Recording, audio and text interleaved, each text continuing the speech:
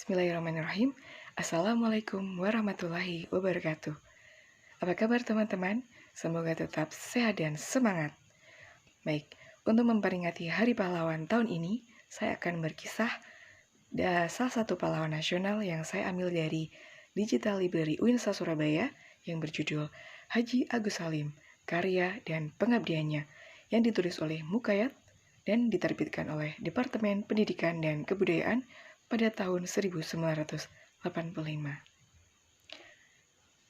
Jalan-jalan ke Kota Gadang. Jangan lupa mampir ke Goa Jepang.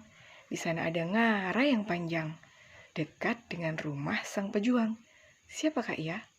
Ya, beliau adalah Haji Agus Salim. Haji Agus Salim. Nah, teman-teman, kita bisa melihat dari foto satelit ini. Dari Jam Gadang, kurang lebih 6,1 km, itu ada Go Jepang. Dan di dekat situ ada ngarai yang sangat panjang, yaitu Ngarai Sianok. Apakah teman-teman tahu Ngarai Sianok itu? Nah, Ngarai Sianok adalah tempat yang sangat indah dengan keasriannya, sehingga dijuluki dengan The Grand Canyon Indonesia, dan juga mendapat gelar National Geopark Nasional 2018. Tak jauh dari situ ada rumah Haji Agus Salim. Nah, ini adalah gambar dari Ngarai Sianok. Mungkin sering tidak kita sadari bahwa di uang Rp2.000 itu juga ada tulisan gambar Ngarai Sianok, teman-teman. Dan juga ada gambar dari tarian adat Minangkabau. Nah, ini adalah rumah adat dari Minangkabau atau disebut juga dengan rumah Bagonjong. Mengapa? Karena atapnya berbentuk runcing atau biasa disebut dengan rumah adat Gadang.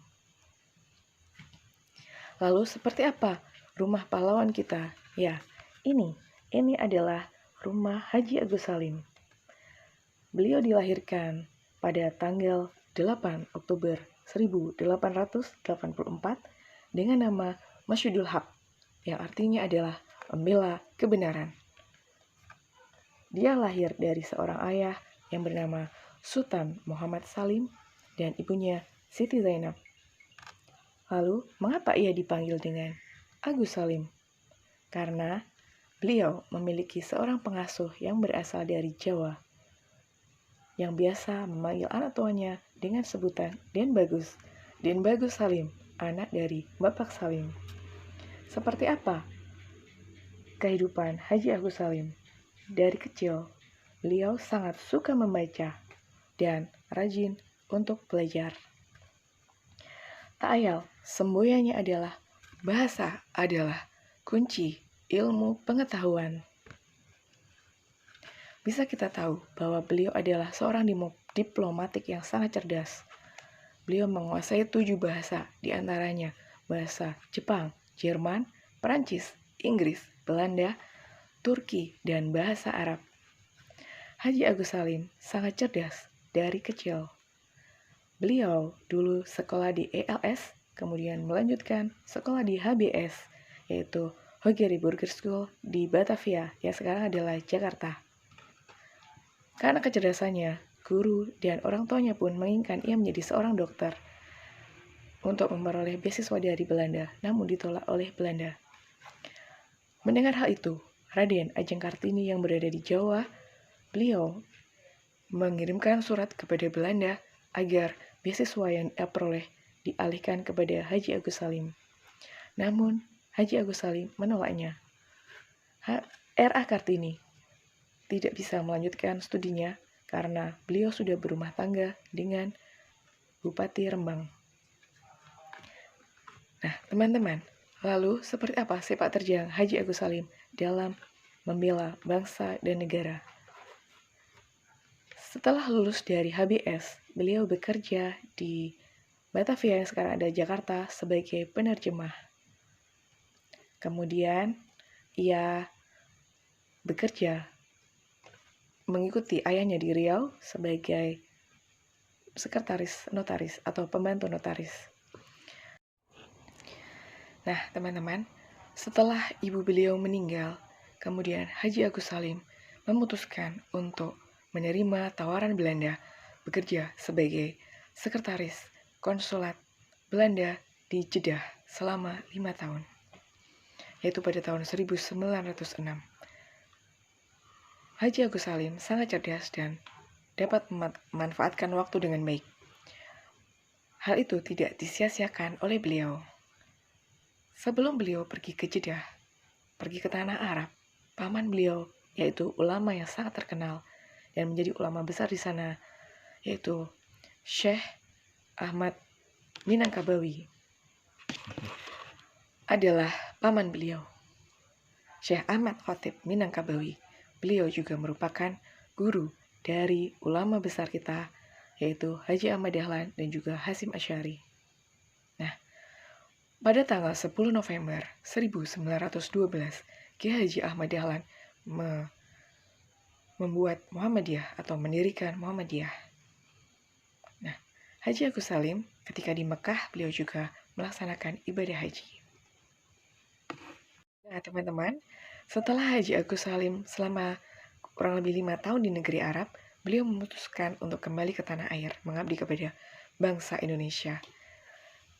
Beliau bekerja di Departemen Pendidikan dan Kebudayaan milik Belanda, yang sebelumnya harus melalui perjalanan laut, mengendarai laut selama 3 bulan lamanya. Setelah itu, beliau mendirikan HIS, Sekolah untuk Bumi Putra, yang mana mengajarkan kebangsaan kepada rakyat Indonesia. Namun, beliau tidak diluluskan oleh Belanda untuk mendapatkan sertifikat guru. Lalu, beliau terjun ke dunia pers dan politik. Di dunia pers dan politik, pertama kali beliau bersama Abdul Muiz sibuk dan aktif untuk majalah Neraca, dan juga pernah bersama H.O. Cokroaminoto sibuk dan aktif berjuang menyuarakan aspirasinya di Fajar Asia, juga Yogyakarta, yaitu Surat Kabar Mustika. Lalu setelah ia sibuk di dunia pers dan politik, yang mana kita tahu bahwa Abdul Muiz adalah seorang tokoh yang aktif di syariat Islam dan juga H.O.S. Cokroaminoto.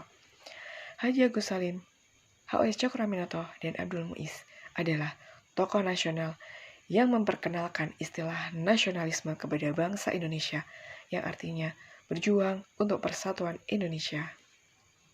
Nah, teman-teman, yang harus kita ketahui bahwa Abdul Muiz lah seorang yang pertama kali mengusulkan untuk adanya parlemen, atau istilahnya sekarang saat ini adalah DPR.